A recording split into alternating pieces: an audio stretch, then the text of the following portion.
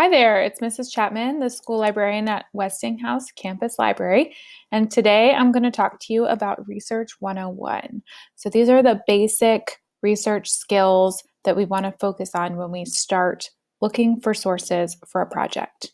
So some of the things we're going to chat about today is mind mapping and organizing our research with keywords, using search terms to search effectively, evaluating a source for its currency and relevancy, and using databases, and then giving credit where credit is due or creating citations. So mind mapping is a great way to get started organizing your research, especially if you are starting research on a topic that you're not super familiar about. This is a way to visually organize all the things that you want to search for, and you may or may not know the things that you are going to be finding in your research. So I put my topic of interest in the middle, in red, global warming, and then my subtopics in green, environment, political, geographical, economic, and human factors. Those are the 5 subtopics that I'm going to talk about within global warming. If I was writing a paper, this might be 5 paragraphs of my essay plus an introduction and a conclusion. And then as I research, I find more and more information or more and more keywords that I can attach to each of those subtopics or topics. And there's a red star by the impact on world health. That was something I found especially interesting and maybe where I want to focus more of my research or more of my thesis around.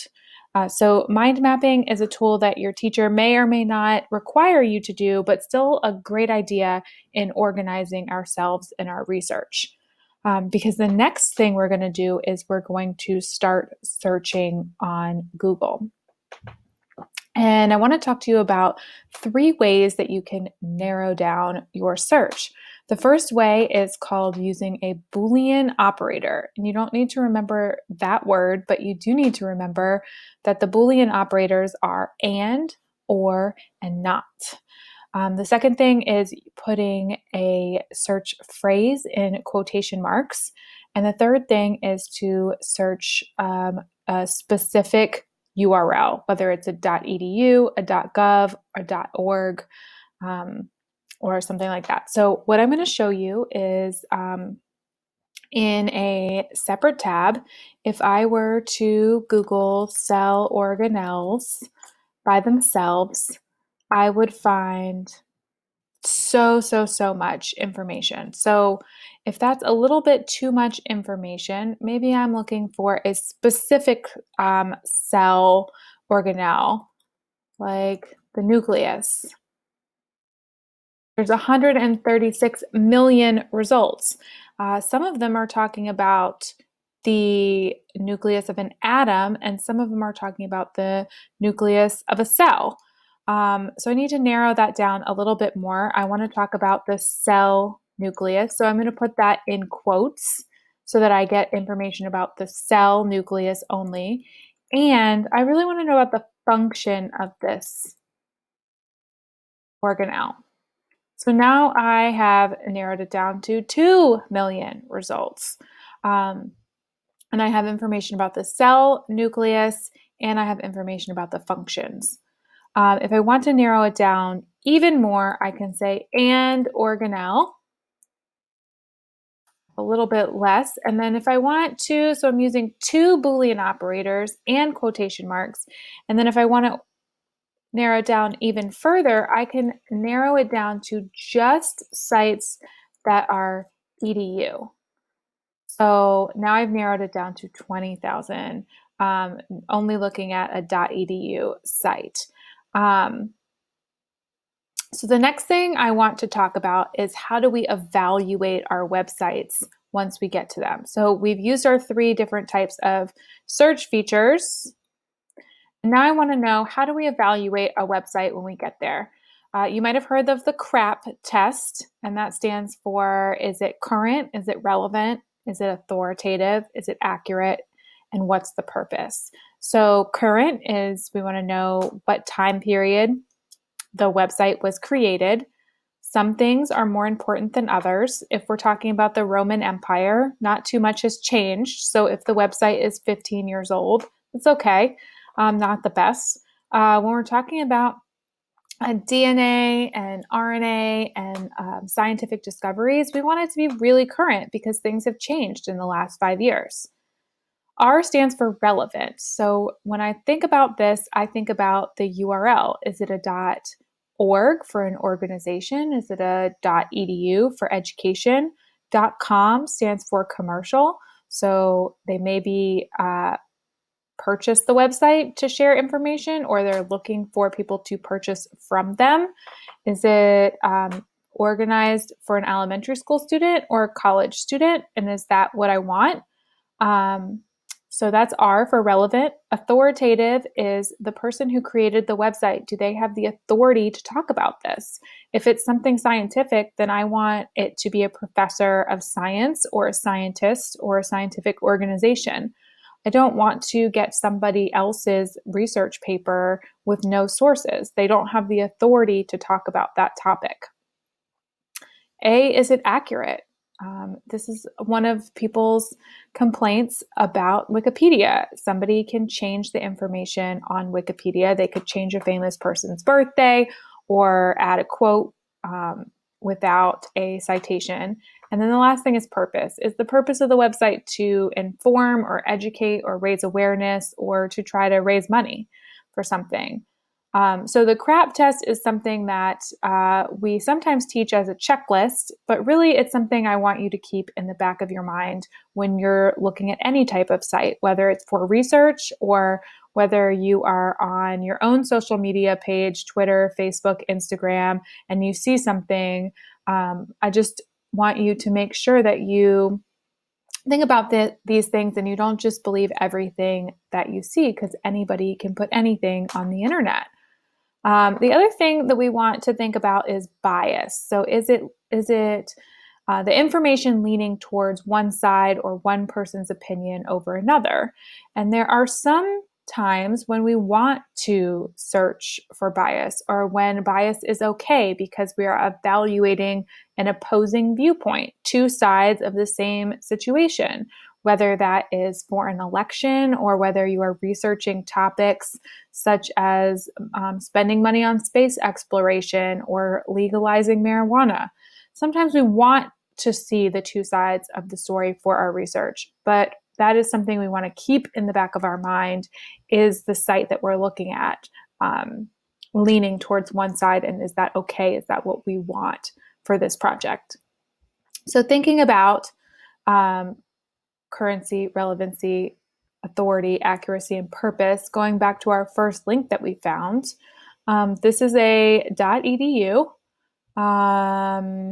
There is some license information on here. It looks like that it was last modified in 2015. So, kind of. There's a place to send an email to the person who wrote this. There are, it looks like maybe their copyright is to 2019. It's Michael Davidson and Florida State. This may not be the worst website to go to. Just want to click and make sure all of my links work, all the things that they have used. They clearly have done their information in terms of licensing. So these are the kinds of things that we want to evaluate when we go to a site. I would be really skeptical if I went to a site like allaboutexplorers.com. Maybe I was looking for information on Christopher Columbus, and I was scrolling through and I noticed Christopher Columbus was born in 1951, but died in 1906. I think I would start questioning some of these topics, but this is where we really have to think about critical thinking, put our critical thinking hats on when we're looking at information on the internet. This is a .com. Anyone could have created this. There's a blog. Some of the links may or may not work. Hasn't been updated since 2012. So I don't know. We have to think about all of these things when we're looking for our sources. These are just some websites that we have evaluated. So one way to make sure that we are using the best sources is to use a database or encyclopedia. We pay for access to these databases.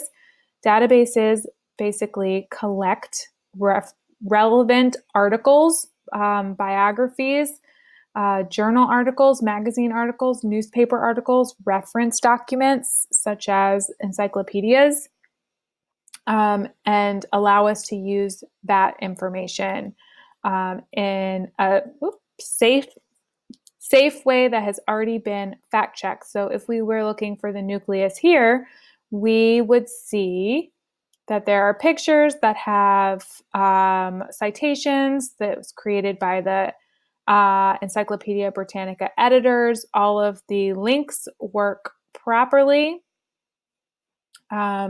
In addition, I can see other relevant articles. I can see other relevant websites. If I click on article history, I can see it was updated in 2019. The other great feature is that you can send the articles to yourself. You can favorite them. You can print them. Oops, didn't want to do that. You can create a citation. You can copy and paste this citation and put this into your research. You can translate the page. You can also have the page read aloud to you or change the font size on the page. So encyclopedias and databases provide a lot more resources for us that we don't have to worry about because they've already been fact checked. We know they're current and relevant. They passed the CRAP test. So at the end of the day, once we've found all of our articles, all of our resources, we want to make sure we are giving credit where credit is due. Credit is due anytime you use something from a website, even if you're paraphrasing. It is not just for quotations. If I used the word from the nucleus endoplasmic reticulum, there's not too many ways I could paraphrase that. And I know that my teacher would want to know where I got that information from. So most of the time, for projects that are not serious research papers, links are okay. Be sure to check with your teacher about that. Unfortunately, using something like my brain, my teacher, the textbook is not necessarily okay. If you are using your textbook, you should list the name of the textbook. And yes, for images as well, there needs to be a photo credit. So 2 options to show you. This is a picture of Malala. This came from Encyclopedia Britannica. And I just wanted to show you 2 different ways that you can give a photo credit. You can type the entire citation, and you can get this from Encyclopedia Britannica, or you can just add text and add a link to that text that goes to the site. Make sure to check your site and make sure it goes there. And I got that other link from right here. But this is the picture that I used, and this is where I got that, that photo credit from. So if you have any questions, please feel free to reach out to me. My email is rchapman@westinghouses.org. And I would also like to show you that all of this information is on our website. All of the information I shared in this presentation, including some extra video links and my email, is all right here. So good luck with all of your research, and let me know if you have any questions.